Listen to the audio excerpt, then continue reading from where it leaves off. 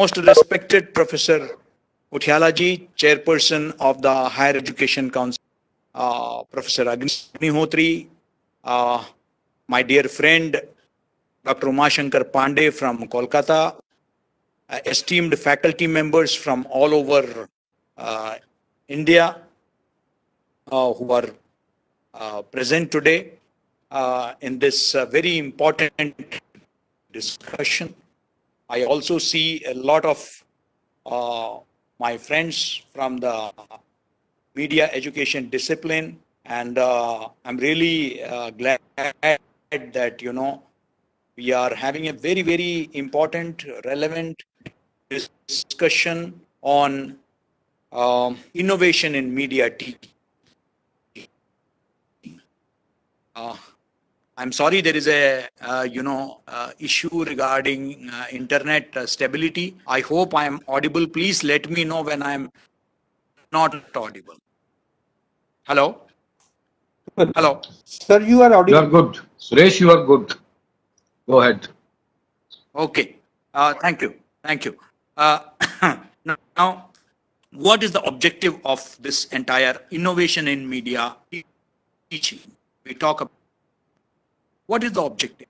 The objective is obviously to improve the educational opportunities for our students. That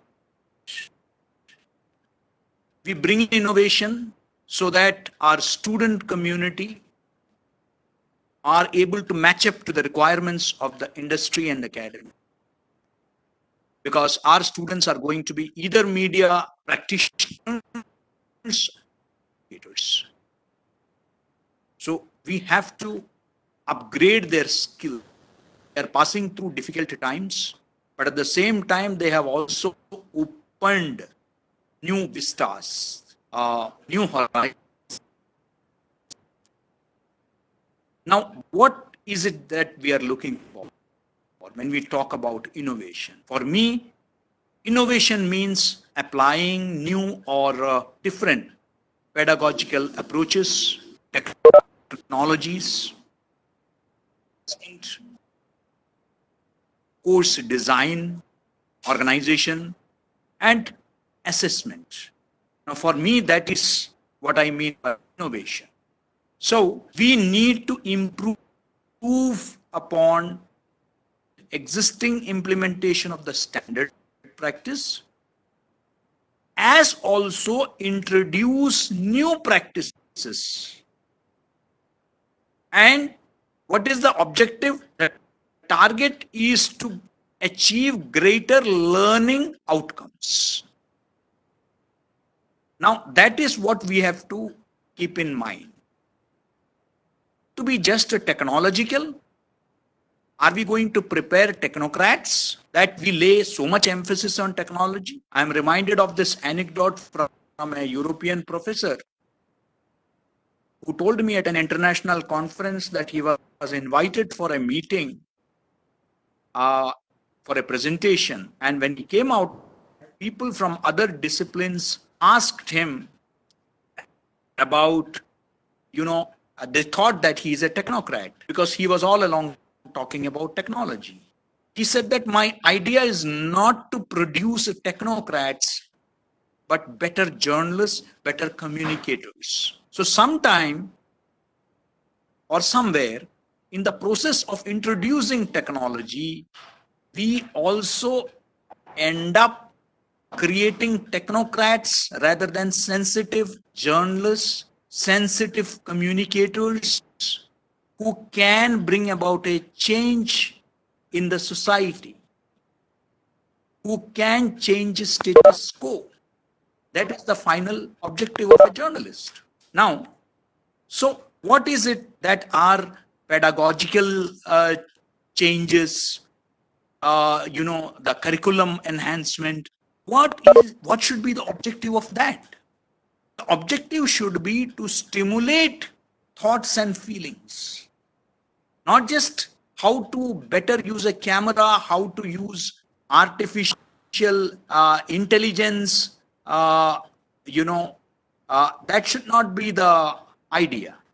That of course is there, that you need to tell them about the need, how to better use equipment, how to better use technologies. That is there. But then the end objective of our teaching should be to stimulate thoughts, feelings, concern for the society, and of course, abilities and skills. Can we inculcate in them how to reflect on things, how to improve, enhance their creativity? Can we bring about pedagogical changes that would reward discovery? What is the objective? So what are the areas? Technology I will come to, but what are the areas? In my view, the priority should be that today when you see an infodemic that is happening in the world, this has been pointed out by the United Nations Secretary General, the WHO, that along with the pandemic, the biggest threat is the infodemic or the overdose of information. So when you have an infodemic, what is it that you need to inculcate? And you see that today even very senior, so-called senior journalists are tweeting wrong information and later withdrawing it, expressing regrets. And this has happened few times in the recent few months because even they could be misled. So what is it that is required? I think, if you ask me, there has to be critical thinking, which we of course have been teaching them.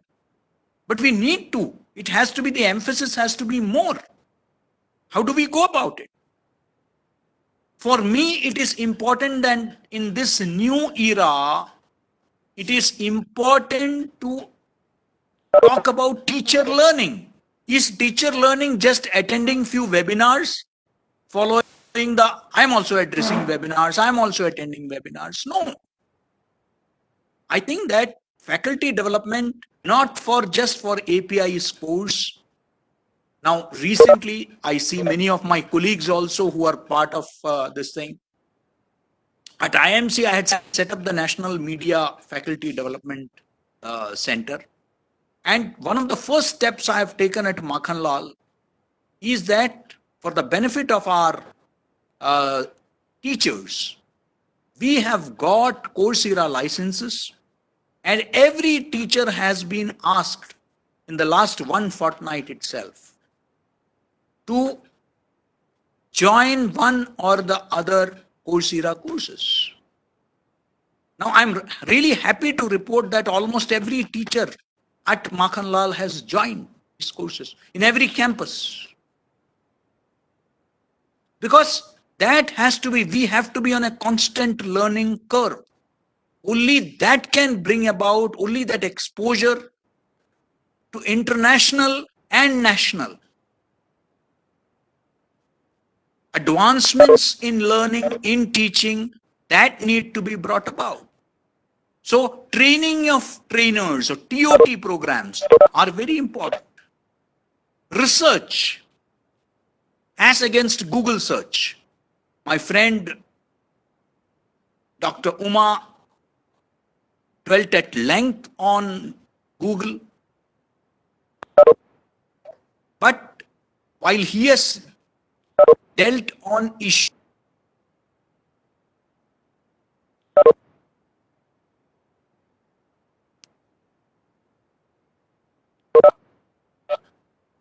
what I would like to emphasize on is, why are we talking about, of the majority of the people are now journalists, media students, are going for a superficial Google search as against proper research. So research is an area where there is going to be immense scope. Because we talk about fake content, we are talking about today, we are living in an era of misinformation, disinformation, and the only antidote to that we do talk about fact checking and all that, but what is it finally? Fact checking is also research. So it is important that research is inbuilt into every aspect of media education. We need to bring back investigative journalism in a big way. We need to talk about research methodology. Research is not going to be taught only for PhD scholars, only for research scholars, but also for average media students, ordinary media students also need to understand the research processes. That is very important. What is it? Let us look at the needs of the hour today. What is it that people are looking at? People want credible, trustworthy, reliable information with regard to public health. Are we talking about that? For me, if you ask me about innovation in media teaching, I have decided that and along with my faculty members, we are going to put a lot of emphasis on public health reporting, because that is going to be the future. Today, everybody is in need of information. Corona is one disease, one problem wherein we are COVID-19. We are not even aware even today about its origin, about its symptoms, about its treatment. We need credible information. All kinds of rumor mongering, all kinds of speculative reporting, all kinds of, interpretative reporting. Every day, some WHO, some study, Lancet, something is coming. In this scenario, how do so many new terminologies have come into our popular vocabulary. So we need to, because this is going to be very critical. People are going to look for credible information in public health. So I was fortunate that it was during my tenure at IIMC that we designed India's first public health communication program in collaboration with UNICEF, in collaboration with Thomson Reuters Foundation, in collaboration with Oxford University. Data. It has already been said umpteen times that data is the new oil. I believe that data analytics is something that every student needs to know, and more so every media students need to know. For me, it is going to be, occupying a major chunk of my teaching in media schools across the country. Because data is going to be, people are no more going to look at all those speculative reporting. Everybody is doing it. Then what is it that is going to make your report different? Why should they come and read your report? Why should they come and watch your report? And from where do you get this substantive material? Where do you get the credibility? You get it from data. And my student needs to understand data. So data is going to play a very important role in the curriculum as we talk about that. What is because in the coming days, when students are no more coming to the classrooms, even if they are coming, there will be physical distancing, there will be, classrooms on alternate days. We do not know how the future is going. They say that even if the vaccine comes, only 70% of if the vaccine is going to be effective. बाकी 30% आपको आगे भी mask लगाना पड़ेगा, sanitiser use करना पड़ेगा, physical distancing maintain करना होगा. तो फिर क्या? तो स्टूडेंट सेंट्रिक लर्निंग पे अब फोकस जाएगा. When student centric learning focus होगा, तो what is the objective? To encourage students to have control over their learning. That has to be the objective.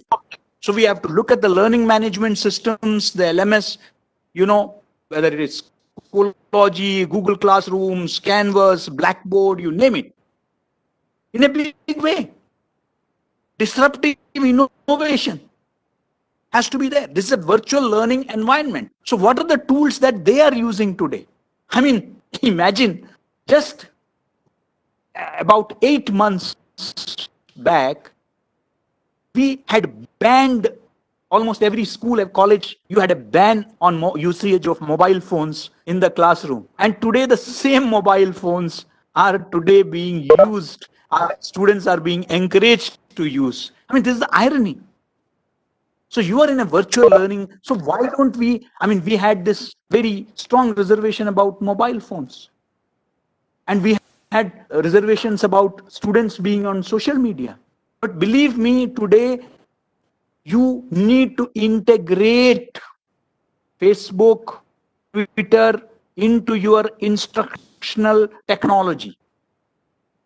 That has to be integrated. Facebook, Twitter, everything. Because it will help students to collect data. It will help them to, become vocabulary scavengers. It will help them to dissect, discuss grammar, language. Now, this can happen only if you make FB and Twitter part of the instructional, technology. That has to be integrated into that. That's very important. So, the whole idea is to facilitate. Now, it is unlike the previous pre-corona days, where we as teachers used to be the primary source of information. Now, you have to become facilitators for instruction, because you are going to use MOOCs, you are going to use videos, you are going to use films, you are going to use content from across the world. You are no more going to have just that, classroom interaction. In fact, we should be looking at flipped classroom, wherein they get to, even before the class, they get to hear the lecture, and in the classroom, they will be having group work, analytics, and all that. Now, that has to be the idea. Now, if this is to be done, we have to, from teachers, actually become facilitators. So we have to facilitate instruction. That is important, because only that can bring about two things. One, personalized learning. Two, student academic ownership. So personalized learning is going to be the student experience. And believe me, if you're going to be NAC and NIRF and all that, student experience is going to be a very important component. You need to talk about that. So, we need to understand that. It is important that this is established. Now, what are the things that we can do at our own end, in terms of technology? Because technology, I'm coming towards the end. Because I have always emphasized on the need for content. Because content is, or rather content was, content is, and content will remain the king, the queen, the prince, the princess.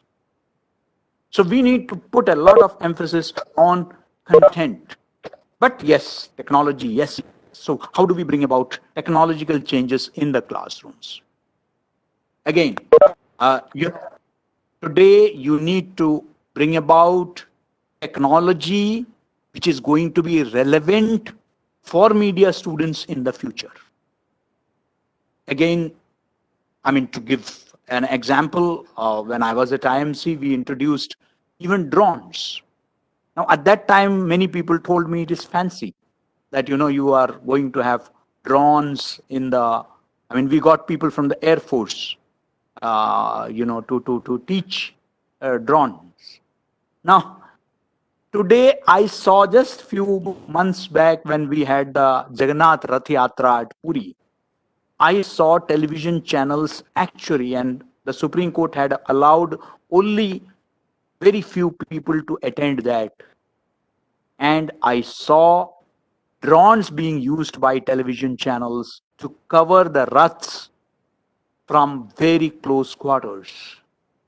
Now, these drones were extensively used to report not just floods and natural calamities, but also during this lockdown period, many channels, even at the district level, use these drones to show the COVID spots, the way, because people did not want to move out. Many journalists did not go out of their homes. They were reporting from there. And this technology was extensively used. Now, something as routine as that is not being taught in many media schools. It is available with every Shadiwala studio, who organizes. They are using drones. If they can, why you and I cannot? Virtual reality, particularly in a situation like this. At least earlier, I could take my students out on an excursion. But today, thanks to technology, virtual reality, I can actually take them to the nearby village.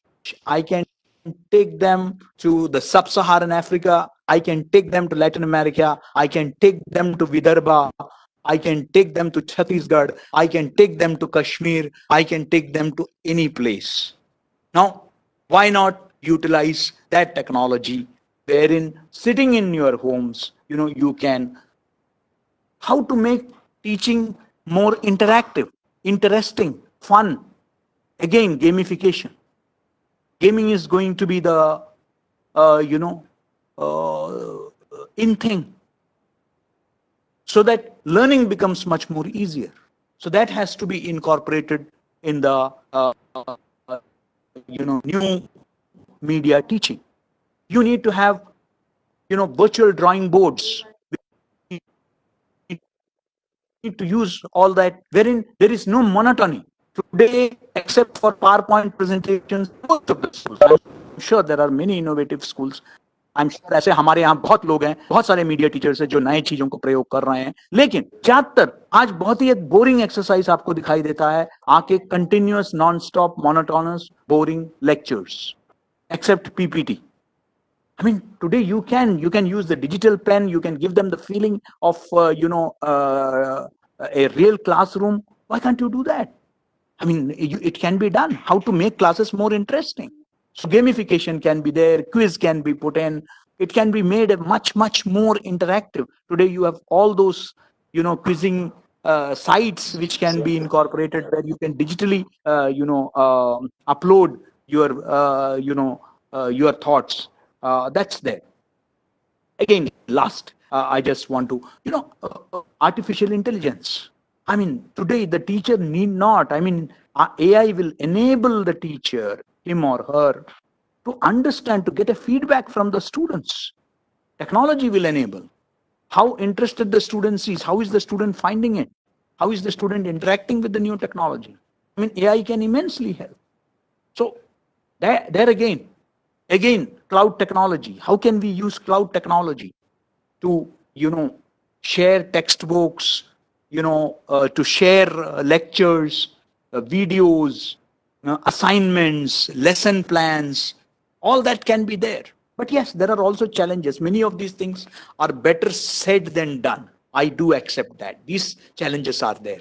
And that includes uninterrupted power supply and also bandwidth.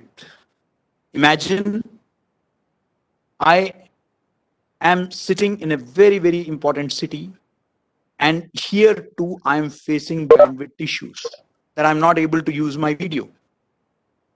Now, if this is the situation in a very prominent city, tomorrow it can be, what about small towns and rural areas? So data availability, data strength is going to be a big challenge. So is uninterrupted power supply. Availability of mobile phones, availability of devices. These are all going to be certainly big challenges in terms of technology. So we need to, even as we plan, we have to inbuild these concerns so that we are able to address these problems wherein these texts, these lectures are available offline too, we need to ensure that nobody is discriminated against. It has to be an inclusive innovation. So this innovation cannot be exclusive. I'm sure that many of you have far better ideas to share. I'm sure we all look forward to the presidential address from Kutyala ji, who has been a beacon light in media education.